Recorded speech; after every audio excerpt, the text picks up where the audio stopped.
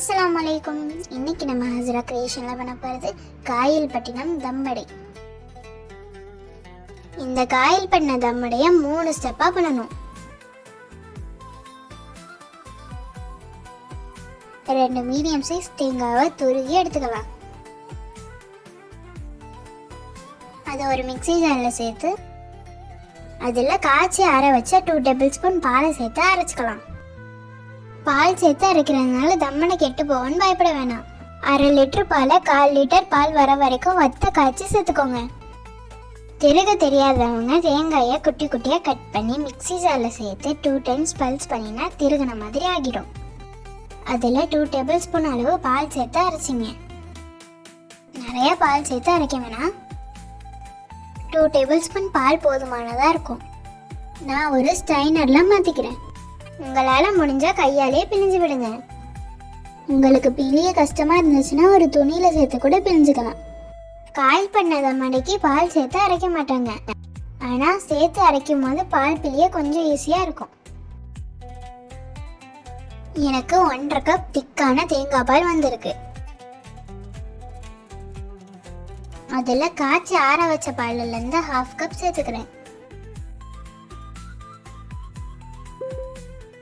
ஒரு பவுலில் 1.5 கப் ரவாவை சேர்த்துக்கலாம். அது 287 கிராம்ஸ் இருந்துச்சு.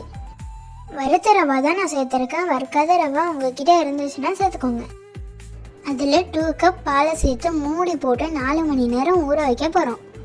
இப்போ கரெக்டாக டைம் 7:20. இப்போ 11:20 ஆகுது. பாலும் ரவாவும் நல்லா ஊறி வந்திருக்கு.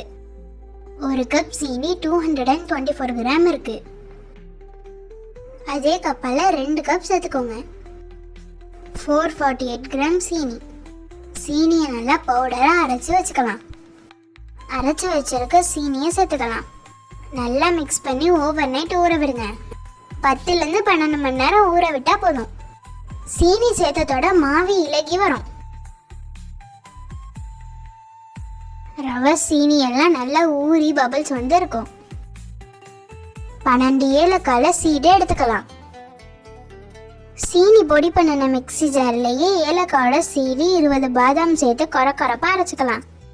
2 முட்டையை நல்லா கலக்கிக்கோங்க.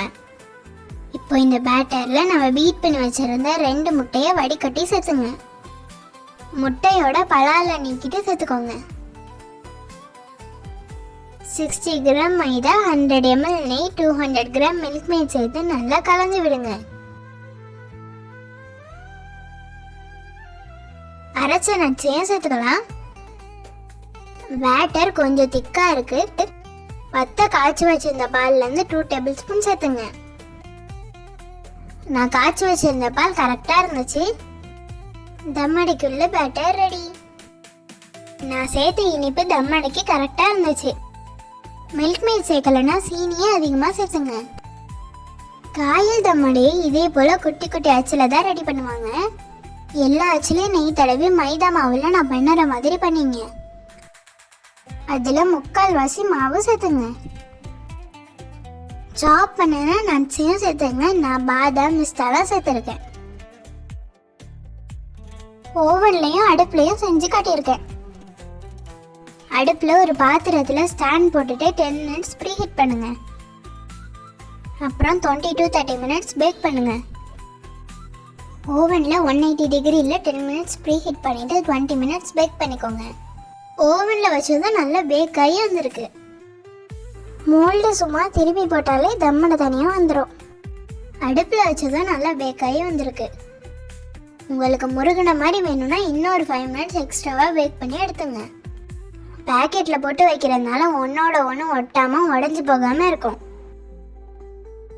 சுவையான தம்மடை ரெடி. ட்ரை பண்ணிவிட்டு கமெண்ட் பண்ணுங்கள். உங்களுக்கு இந்த வீடியோ பிடிச்சிருந்துச்சுன்னா மறக்காம நம்ம சேனலை லைக் பண்ணுங்கள், ஷேர் பண்ணுங்கள், சப்ஸ்கிரைப் பண்ணுங்கள்.